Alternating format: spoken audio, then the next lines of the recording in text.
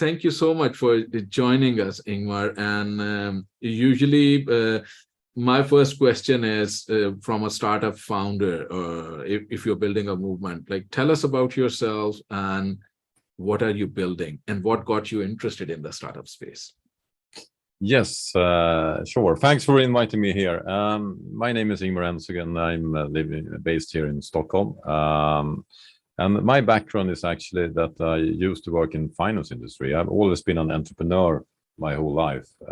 So already when I was in mid school and high school, I was actually programming a social media network long before internet and Facebook and all that. It was called bulletin board system, but it was not a profitable business idea because all the revenues were actually going into paying for phone bills. So I actually had 4 landlines as a teenager to my home. So I've always been kind of a computer geek. And when I started my career, I got into by serendipity into the investment banking industry, where I was assigned to develop a kind of a trading system. And I got stuck there, and I figured out, and I found out that the finance people were not so good at communication, because they're really good at doing advanced stuff, but they were not so good at communicating what they were doing. So I don't know, maybe I have a natural ability to help out with that. So after a while, I had a responsibility for a small department within that investment bank. And we did a lot of communication to reach out to find more clients, etc. And when I was talking to a lot of colleagues at other banks, etc., everyone said that we are really struggling to communicate. No one understands us. And when they were talking to their kind of marketing departments or like the central communication marketing officer, etc., it was often someone that was not trained in finance, and they didn't understand each other. It was just coming so shallow. So that's why all finance companies all look the same, because if you simplify it, it's really hard to know who is doing what and who's better at what they do. So that came a moment where I realized that this is a really big need out there. So I decided to try to start a company that were focused to help financial companies with this. So I did that together with some of my best colleagues I had, and we moved to a very not so fancy office in the old town here in Stockholm. And we started to work with everything from, I mean, all the big major banks in Sweden, but also other more international companies such as JP Morgan, BlackRock, and those kind, Deutsche Bank, and those kind of players. Of course, not at the starting moment because no one trusted a small company, but we could work our way up into the system. So I was doing that for 15 years. When you're, I mean, it was quite successful. We were nominated as a Gasell company twice. One first time was before the finance crisis, and the other time was before I sold the company in 2017. But when you're doing something, you start to wonder, is this the meaning of life? I mean, it was a good life. We did a lot of profit, etc. But what really got me into thinking of the future was when I became father myself. I now have 3 kids. They are 11, 8, and 5 years old. I started to read about the climate crisis, or global warming, as it was called back then. And I became very concerned because no one else in my industry or in my where I was acting were concerned at all. They just thought that this is some distant problem. I don't need to bother about it. And the tipping point for me was actually when Donald Trump came into power, when he won the US election. It became so clear to me that our world leaders will not act on this. And if our leaders will not act on it, and if the public awareness about the problem is not there, we will never, ever solve it. So I wanted to use my skills in in how to build network and how to use technology and communication to reach out. Because that was what I have learned for 15 years. So I decided to dedicate my career to do something else. And I founded We Don't Have Time with a mission to connect everyone that are acting for the climate with each other, not in Sweden, but global.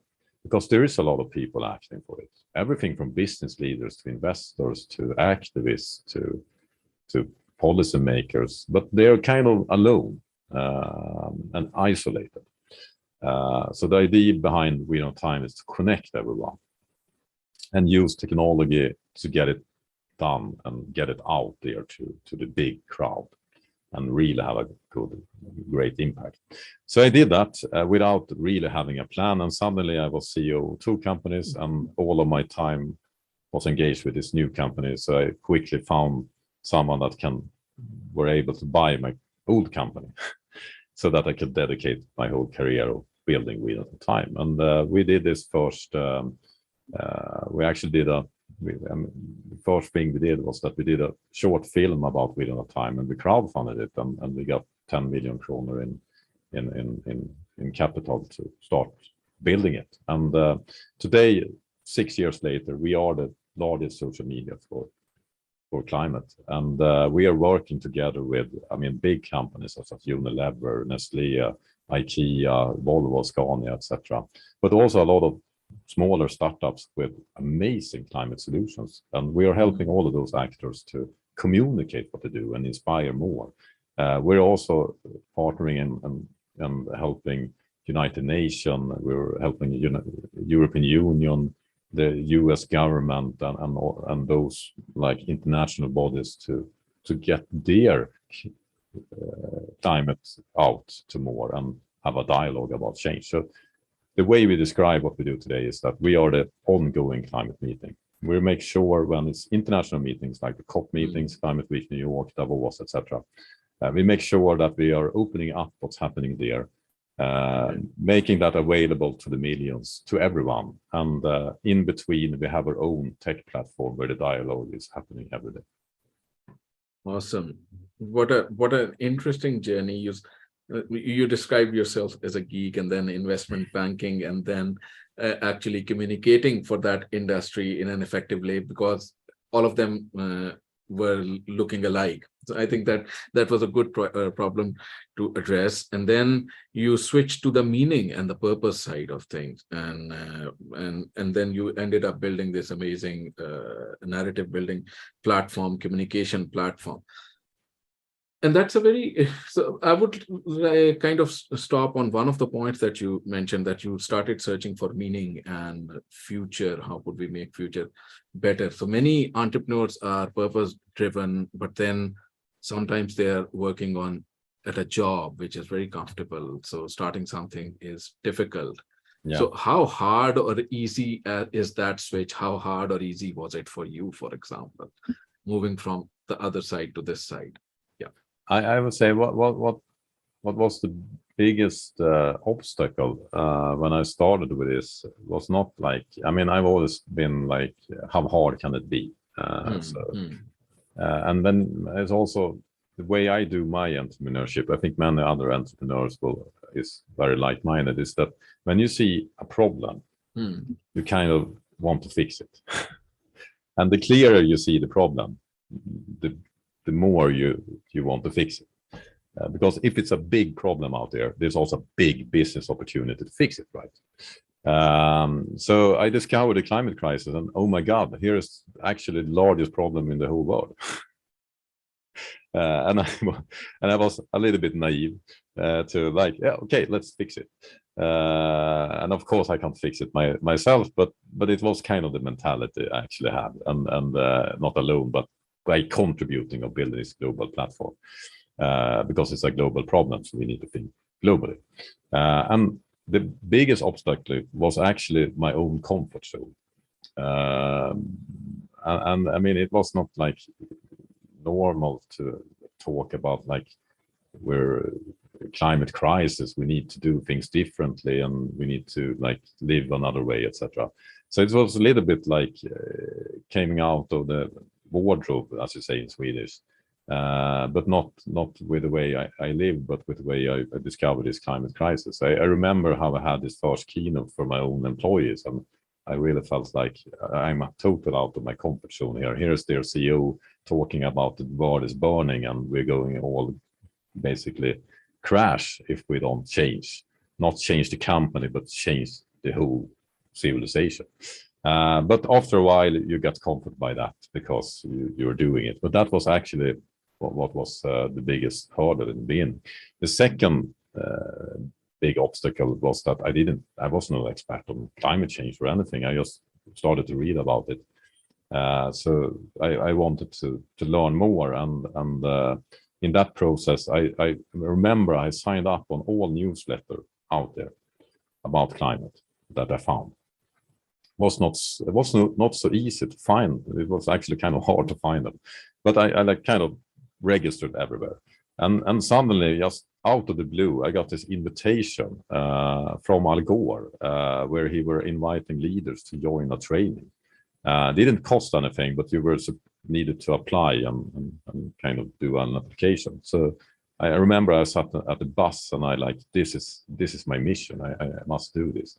And I did that and I got applied. So I was trained by him in Denver in beginning of 2017. I had this idea about We Don't Have Time already, but it was kind of really not that, I mean, it was really early stage.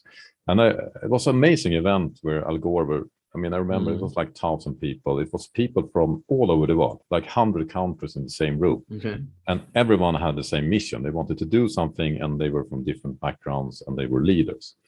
And we had like 3 Nobel literates, Nobel Prize winners on stage. It was very good content, and it was totally free. Didn't pay anything except the travel. I did actually go there by first class plane, and it was not so climate friendly. So that was the last time I flew internationally to another continent. But anyway, what I discovered there was that it was so much focus on how to communicate the problem. Al Gore is perfect on that. But it was no really like how to solve it. So that's where I also discovered that we need to connect people to solve this problem, but we also need to communicate all the solutions, because if we only focus on everything that is going in the wrong direction, people will give up because they see no reason to. I mean, if I can't solve it, if the problem is too big to solve, I will not engage in the problem. So that's where I learned that there's really something I could add to the table when I came home from there, and I also come home with a lot of better confidence to actually talk about this problem. So I remember the day after I landed back in Sweden, I did this big presentation about the climate in an investor event, and it was, I mean, people didn't expect that. They were expecting to hear about like an investment opportunity, but I gave an Al Gore presentation instead. No, but it's very interesting, and I think you mentioned a very interesting point there as well. When the problem is very big, then a kind of a mechanism, kind of, for us humans, it is either fight or flight. Yeah. And then, but I'm very interested in knowing, you are working directly in the climate space. Like, what is the true? Because there is media which is at times one part of media or one part of narrative is there is no problem. Okay. As you said, and you mentioned Trump, for example, or however those perspectives. What is the true severity of the situation? Like, how bad is it?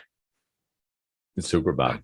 Okay. And I mean, we need to focus on the solution, but we need to be honest about the severity. And people don't want to go there. And I'm also talking about sustainable people. And I don't think we need to go there every day, but we need to be honest with ourselves how bad the situation actually are. I mean, we have the biggest odds is that we will not make it. And I'm not talking about our kids in the future. I'm talking about, I mean, I'm not talking about my parents, like the ones that are 80 plus. they will make it to the end. But I'm talking about us, people working every day, and our children. We will be so affected of this crisis.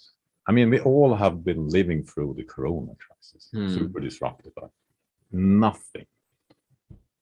That will be the new normal in our future life. And many people will die. Many people will lose their home.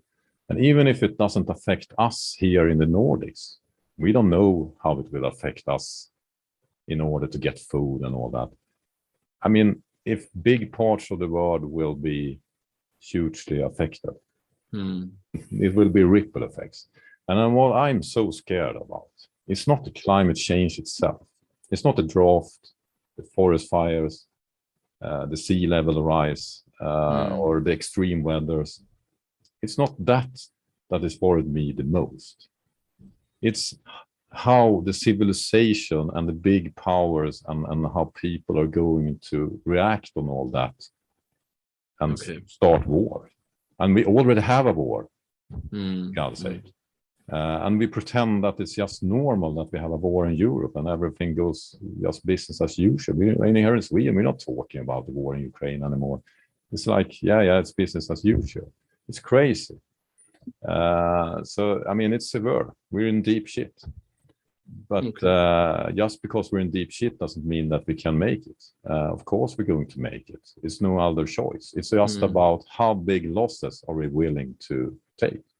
And every day we delay action, we will lose money, we will lose life, and we will lose life quality. And it will be about our life, our future. So we can do something about it, and we are going to get affected.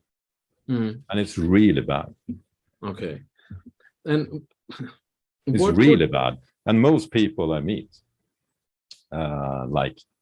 for instance, I meet so many investors because I always raise money, impact investors. And they don't realize it. Because if they will realize how big trouble we are, they will act differently, take different choices. But they just think that I invest in some companies that are doing some good, but I'm not willing to sacrifice anything. But if it's giving me the same terms as a bad company, of course I invest in a good company. Okay. But if you understand that if we don't change dramatically, we will not make it. And we can't fix this 10 years from now. We need to start act much more today. Things are happening. We are happening so much. Things are going in the right direction, but it's not happening fast enough. And if we not speed that up dramatically, we will not make it. We will lose. And everyone with power can do something about this if they are getting out of their comfort zone, but they're not always willing to do it. How do we reach that tipping point of action where we can actually turn things around? I was reading this somewhere on social media. Sometimes you find something very interesting. It was an article which said that with all the skyscrapers, so of course there's sea level rising, but with all the skyscrapers, New York is sinking 1 millimeter to 1.5 millimeter per year, which would exacerbate. So I don't know how many people read that. What will be the tipping point of narrative of realization, for example? It's $1,000 question there.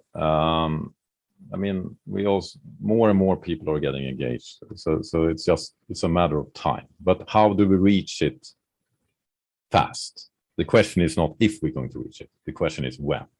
And we need to do it now.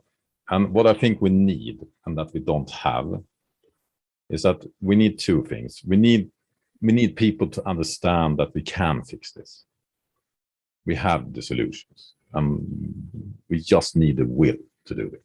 And the other thing we need to have people to really go out of their comfort zone, because that's really needed. That's the crisis mentality. We had the crisis mentality during the pandemic. Our leaders were sacrificing things. They were deciding on things they were losing voters on, but they did it anyway. Businesses were closing and they were losing money, but they did it anyway. And it was not a talk about maybe our brand will be a little bit better. No, they closed it because they needed it, because it was a crisis and life were on stake. So we need crisis. I mean, the problem here is that we don't really want a crisis. But here in Sweden, for instance, we had the summer of 2018. And I believe that if we wouldn't have had that summer, that was for you that are not Swedish, we had like a drought for 3 to 4 months in a row, no rain, nothing. And we did, I mean, the agriculture didn't work, we were not able to produce food, and the forests were burning everywhere from north into southern Sweden, big problem. And people, everyone in Sweden, when they're coming home from their vacation, they had a talking point for the climate crisis with each other. That autumn was the autumn when Greta Thunberg were sitting outside the Swedish parliament. I don't think that will have happened without that summer.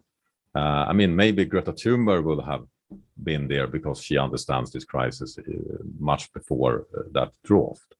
But other people will not have understood it, and we will not have seen the ripple effects out of it. But in the 19, the summer was normal, in the 2020 normal, etc. I mean, some abnormal things, but it was not this crazy summer. So I think, unfortunately, we need to be hit by more crisis before we're starting to act. And it's a lot about science about this. It's not enough with one crisis, like extreme weather, etc. You need 3 strikes. So we need 2 more crises. But I mean, we can't wait for this crisis, and we don't want to create the crisis. I don't believe in that. We need to get people on board anyway. But the crisis will happen. People will act. We will have the crisis mentality. But what's so frustrating is that when all is that going to happen, it could be too late to act on this with acceptable losses, because that is what we're talking about. We're going to have a tough future. We're going to lose things. I mean, the goal, the best case goal is Paris Agreement 1.5 degrees world. That is a world with things working worse than now. But it will be acceptable losses. And we will survive in that world. And we can thrive in that world because we can have other life qualities. But I mean, if we're waiting too long and just waiting for the crisis to play out, the accepted losses could be death. Got it. I mean, this is not normal startup entrepreneurs talking about death, but we all know what stakes at the bottom of our heart. We just need to acknowledge it. But we're not going to go there, because we are building a movement, and it's people are getting engaged more and more. And what I have seen since I started with Time 6 years ago is, I mean, it's black and white. 6 years ago, media was not covering the story at all. Now they're focusing on the negative news, but 6 years ago, they were not even focusing on that. You didn't have any TV debates. You didn't have anything at all. People were not talking about it. It was a complete different world. So now we actually have realized the severity of the problem. I mean, the climate crisis is something everyone have acknowledged that is a sane person. But we don't have the crisis mentality. We understand that it's a crisis, but we don't see the crisis in the eye. So we need to shake people to really understand it's a crisis, and it's up to you to do something. You can't wait for others to act in this crisis. I mean, if the house is on fire, you don't wait for the authority to come in and save you. You act, you take the leadership, even if you're not a leader. That's what's happening in a crisis. But and that's what's also we saw in the pandemic. But we need to get the crisis mentality out there, and we also need to focus on that we can make it. And that's a challenge, because it's easy to just focus on everything negative, and maybe Mm. people realize that we're a crisis. But if we do that without giving hope, people will give up into that crisis, and they will just lie down and be paralyzed. So we need the crisis, and we need the show that we can do it, that we can make it. And I don't exactly know how to do that, but Yeah. the only way I know is to push really, really hard for the solutions and mobilize people and have them to be engaged about it. And if many people are doing the same, we will be there. I think that's a very important point that you make, that there needs to be a realization that this is a crisis. And of course, then there should be a realization also that this is fixable, or we can do it. Because if that is not there, it would not happen, because people will give up. But the point is, you make a very interesting comparison with, let's say, the COVID pandemic, because suddenly the borders were shut. Suddenly the grocery stores had a routine. Suddenly we had to wear those masks. We had to, suddenly the entire hand sanitization industry cropped up. And as fast as it cropped up, everybody shopped it. So like things were happening very fast. Why do you think climate is not seen as that? Because it's not a crisis. Where people don't see the acute crisis. You mentioned the skyscrapers in New York shrinking with 1 millimeter. It will take a lot of time before your own apartment is in the ceiling. So we need the crisis, and unfortunately the crises are playing out, but it's playing out widespread. I mean, I think now this year it was like Italy with the worst rain ever. Roman cities that have lasted for 1,000 years were suddenly totally trashed. But it's in Italy. So if we're in Sweden, we don't affected by that crisis. So we need media to give us those news about what's happening, and we also need media to give the news about, okay, Italy is going really bad now, but maybe Costa Rica, they are deploying some climate solution. So we need to see this like Second World War, and you have this media were telling the truth. I mean, more or less, you have some propaganda, etc. But if you take Western media, they were saying that Hitler have invaded another country. It's really bad. That country are losing. But they also were saying that the British have counterattacked and they have won this battle, etc. So it was not a news where you had every bad news. It was about the wins and the losses and what's at stake. I mean, what was at stake at World War II was the Third Reich will have been the 1,000-year Reich, and everyone had been Nazis. That was at stake. And if you were a Jew, you were going to be dead. That was a big stake. So we need to report about the losses and the wins, and we need people to realize that this is happening, engage in the fight against the losses. But it's not just about media, it's about every one of us really engaged in this. And I think that yeah, please. I have another analogy where it's so important that we believe in the victory. And that's Ukraine. When Russia invaded Ukraine, no one believed that Ukraine could stand up to Russia military power. And I read this interview with the Ukraine leadership where they were trying to buy ammunition for the weapons from Western countries. And the Western countries, they're like, yeah, we can sell you some ammunition, but you need to pay first because we don't believe that you will make it. We want the money paid up front. That's how solidarity the rest of the world were, because they didn't believe in the victory. But now we're giving them, we're not selling things to them. We're giving them for free because we believe in the victory. And we see the crisis because everyone understands that the war is actually a crisis. But unfortunately, they don't understand that the war is not just another part of the world. It will affect you here and now much more than you think. You're so right. So you need to have some sort of a personal relevance. You need to have a personal connection, which is very close in time. So I think those are important factors. Otherwise, you're thinking this is happening for somebody else. But great points. We have a question here. Can you give an example? So Scott, hi Scott, thank you for being here. Can you give us an example of an organization that's getting the messaging correct with the right balance? I hope that We Don't Have Time is one of those organizations, because we really try to say, I mean, give the positive news, but we will never deny the negative aspect and say the honesty, how severe it is. But of course, it's other organizations as well. I don't have one top of mind. I think that what I mostly think of many others that are active in the field is that they are either really good at communicating the positive aspect,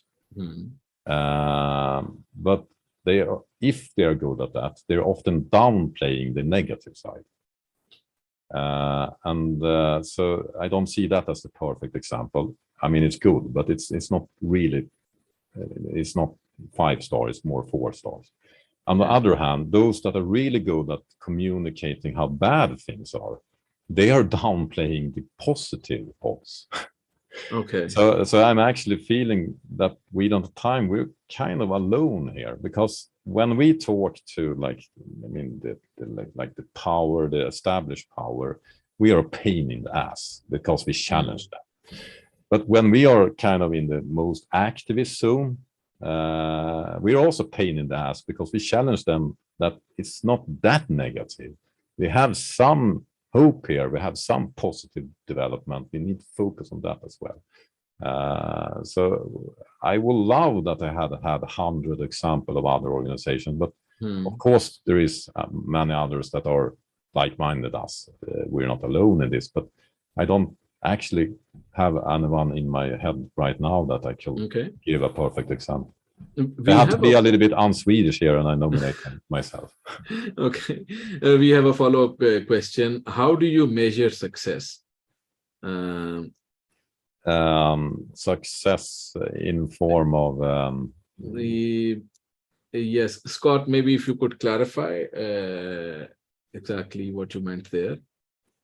I mean, success is that we've solved the climate crisis, and your organization. So it's not crisis anymore. It's more business as usual is to actually solve it, to handle the climate change. That is the success. So what's the success of my organization? Same. What we want to do is that we want to be an organization that is not needed. But I don't think it will happen very soon, because even when we have handled the acute crisis, we have so many other things we need to fix for the environment, and we always need to improve things. So how are we measuring that we are on the right track? I would say that we see that we are engaging more and more people, and that more and more people are joining the movement of solutions. So that's how we measure success. And we are also a business, so a success for us is, of course, making more money. If people are willing to pay to fix the climate, that's a big success for the climate. So it's also mission aligned. I think that's very interesting, because there could be direct and indirect measures. Indirect measures, of course, could be if an organization like yours is raising a particular point up to a very important narrative in a societal level. You recently organized a summit as well, which indirectly gets many wheels in motion. It's so people are talking, more things are happening, it gets raised to a political or a policy level discussion. So I think there could be direct as well as indirect effects for what you're doing. I had 2 questions. Let me see, because we are in the last 20 minutes or so, or 15 minutes or so. So if we come to We Don't Have Time and focus on your journey in building this, what are some of the rewards or interesting things that came out of this startup building, and some of the things which were challenging, for example? Yeah, that's a really good question. I start with, I mean, I didn't have a clue what I was getting into when I started We Don't Have Time. When I was in my previous entrepreneur life, it was like when you were doing things, and it will be going well with you. Everyone celebrated it. People getting applaud. People like, yeah, you're a really good entrepreneur. Here you even have a prize, and oh, that guy is so good, etc. The business are going great, etc. So everyone embraced success. I mean, even competitors could acknowledge, like, yeah, that's a really good competitor. Great work. But when I started the journey, we don't have time. I take the negative aspect and the surprises there first. I mean, it first started with the same thing. Like, yeah, this is great, fantastic initiative. And I thought, like, if you're taking the entrepreneurship, and it will be about not just your own success, but the whole society's success, you will get more people positive about what you do, right? But now there is this thing that not everyone wants us to succeed with the transformation to a fossil-free society, because a lot of people are making a lot of money and a lot of power structures are based on the fossil fuel society. And a lot of people are dependent on those people with that interest. So what I quite quickly experienced was that I was not liked when it was going good for Wheel Time. Instead, we met heavily resistance. And I'm not talking about people that were criticizing us. I'm talking about really nasty things like, I mean, threats on internet and also other security things like, I mean, if you have a phone, you have like so many people visiting that phone, listening to your calls, etc. And also, I mean, we even discovered a false Wi-Fi router bugging our whole office. Someone had been there and installed it. And other mysterious thing happening. People have placed GPS trackers on me that I've discovered to see where I'm actually moving. So if you're challenging power structures, you will get resistance, and that's not so nice. But on the other hand, it's also an acknowledgement that you're doing something right. It's an impact. Only your enemy know how powerful you are. So the positive aspect of this journey is that we have really, it's amazingly easy to come up to the highest level of how the world operates. I mean, I've started because I was kind of very frustrated that United States had this crazy president, and 5 years later, I'm standing there working together with Joe Biden. Another country, another president, one of the most powerful in the world. We have embassies reaching out from Asia, from other European countries that wants to cooperate with us. European Union, Franz Timmermans are active on the states, etc. So the world is really a small place, and you can do so much change by entering that small space. It's not hard. So that's, of course, the positive aspect of it. No, but that's a very important point as well for entrepreneurs, which is that when you're building something or when you're addressing something with a lot of passion, it may be your soul becomes one with it. And then it's a way for you to reach and challenge power structures, rise to the top of the problem. So I think it's a great inspirational angle to this. We have some question coming up. I'll just quickly read it. Question for Ingmar. Climate change is also affected by plastics clogging of our oceans. Oceans give us 70% of oxygen. Like Ingmar, I have created a possible solution that includes more or less every part of the society, corporations, public sector, and individuals. Would this be something you would like to see, hear about? So absolutely. Maybe there's I mean, that's our mission, is to initiatives like that get more people engaged in it and get more people to know about it. And I mean, all environment crises are connected one way or another. It's just not climate and biodiversity. I mean, we need biodiversity for climate, we need ocean for climate, and we need climate for ocean, etc., etc. So they are all interlinked. So we need to address them all. but we also need to prioritize and address the biggest problems. And the ocean is something very worrisome, because what not many people know is that the most things that we're doing with the atmosphere are fixed by the ocean, because the carbon are getting absorbed by the ocean. The heat is getting absorbed by the ocean. But sooner or later, the ocean will not be able to buffer this. And we have some signs where we see right now that ocean temperatures are skyrocketing, and the scientists are really unsure what it means. But it can mean that the ocean have started to can't really fix the climate for us anymore, and that could be so disruptive that it could be quite dangerous to the whole civilization in near time. I hope it will not go that quick, but it's, I mean, the ocean needs to be addressed, and it's also, I mean, we can do so much with the ocean. Fixing the ocean can really contribute to fixing the climate as well. Okay. As you were working with. So I would love to reach out to me, and we can see if we can help you amplify it in real time. Awesome.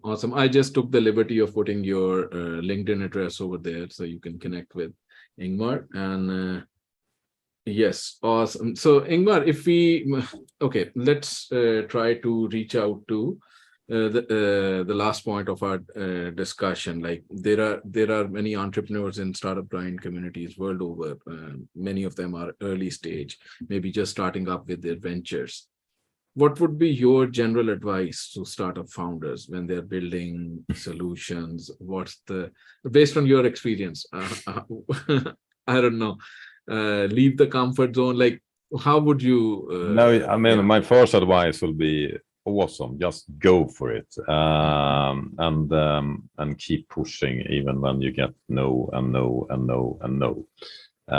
Another advice is that it's great to, you know, when you're pitching to investors and others about your idea, you always get to hear about why it doesn't work. And that's good because you get input from knowledgeable people. You don't always need to listen to them, but it's good to get their input. And often they have good points. But the mistake I did in the beginning is something I have stopped doing. And that is to listening to the same people that say what's wrong, what's kind of what they don't like with your business model or your business idea or whatever.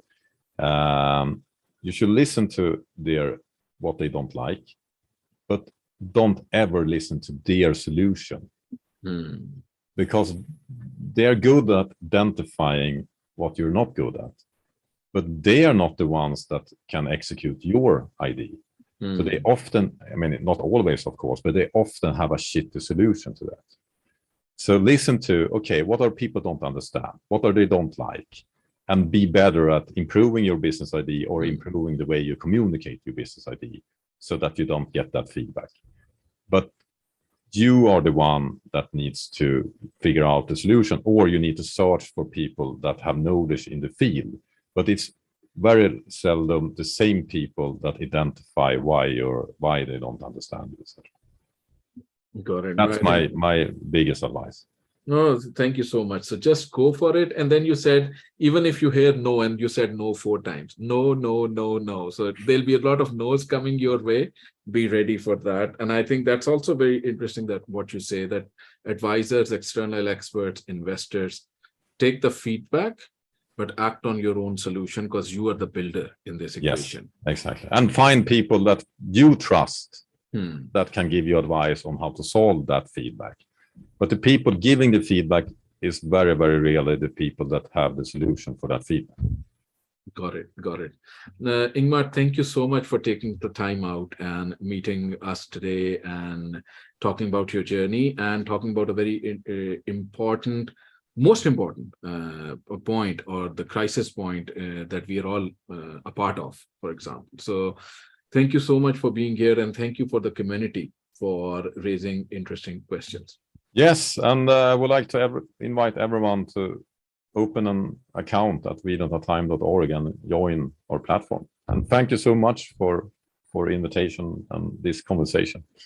Thank you, Ingmar. I'm just putting a link to We Don't Have Time app over here.